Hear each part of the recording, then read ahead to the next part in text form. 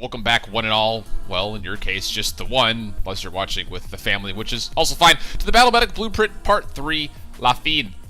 That's right, this is it. This is the end, and I had to be candid with you all. This was by far one of the hardest guides to put together.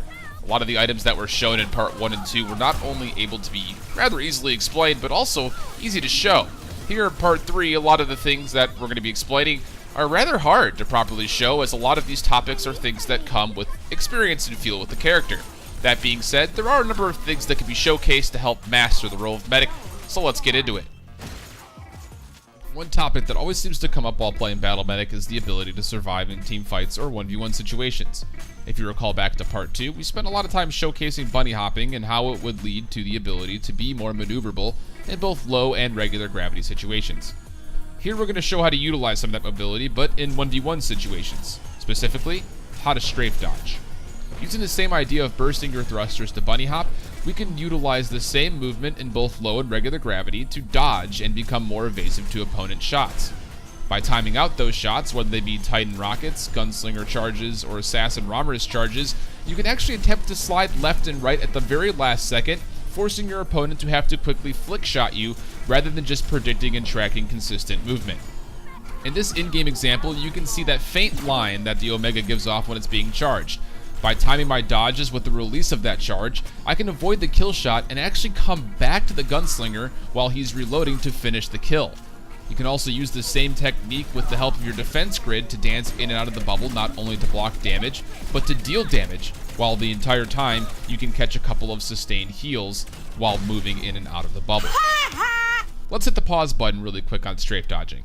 You'll see more of this as we go on. But before we do, I want to point out an aspect of the game that I feel is extremely essential to Battle Medic: the type of pip you're using. I personally use the classic fill pip, which is a hit indicator that fills in depending on how much remaining life your opponent has. This is important because it is a very helpful indicator when making the decision of not only what weapon to use, but also on what health pool you're facing up against that you might not be able to see. But Shift, why wouldn't I be able to see my opponent's health bar, you might be wondering?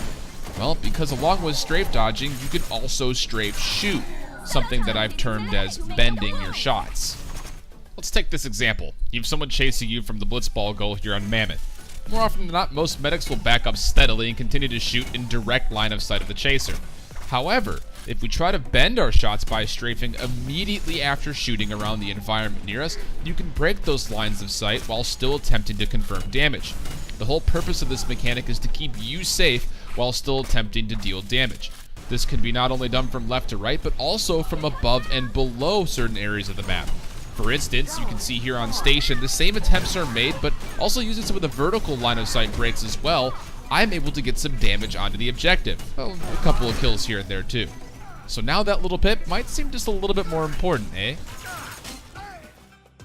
While we're on the topic of the pip and its uses, let's go to the next big key to becoming a successful Battle Medic: when to switch weapons.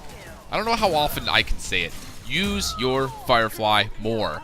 Again, by looking at the pip, you can tell how low your opponents are, and that can help in making a decision of when to use which weapon. But we've had this conversation of weapon swaps before. What I want to hit today, that will hopefully help your decision making, is when to best properly use each of those weapons. Above an opponent, Lobber. Under an opponent, Firefly. And even playing field, my question is, why not both? I find that if you're interchanging between both weapons rather freely, you're not only able to improve your damage output, but you'll be able to last longer in a fight as a damage dealer, since your ammo counts will be higher. But before we get there, let's show the different aiming logic behind each weapon and why sometimes quick switching is in fact the best option. The Lobber, with its single projectile lead mechanic, requires multiple shot tracking over incremental distances. In mansplaining terms, you're going to have to flick shot. Keep in mind that you also have to account for the travel time of the projectile, so these flick shots not only have to be snapped very quickly, but you're also going to have to lead them incrementally as well, depending on how far and how fast your target is moving. The Firefly, with its bursted rounds, means that you'll actually be drag tracking horizontally or vertically over the course of the burst, then readjusting your aim to account for the next series of bursts. This is more similar to the term drag shooting, where you're actually just pulling the mouse, readjusting, pulling the mouse, and readjusting. Again, the Firefly has its own projectile speed, so you're going to have to keep that in mind when you're leading shots depending on the distance and speed of your target. And finally, quick switch tracking. This is a strange hybrid of both methods of flick and drag shooting, but it takes the strengths of both and puts it into one, actually making it easier on you to track while also making it easier to confirm more damage. The biggest thing you can keep in mind is the Firefly projectile speed is actually faster than that of the lobber. So if you're quick switching fast enough, you'll actually find yourself flick shotting for the lobber and then only marginally having to drag with the Firefly for the end of the burst. With that aforementioned projectile speed of the Firefly, your first few shots will actually land almost at the same time as the lobber shot at longer ranges. So now that burst damage that was initially at 135 max potential has possibly increased to 195 to 225. Max poggers for them deeps right there. Let's look at a couple of examples. Here against the Gunslinger, you can see I'm switching to the Firefly to get some tracking, go up into the air for the thrust, and then finish off with a lobber and a quick switch. On this last ball carrier, same thing.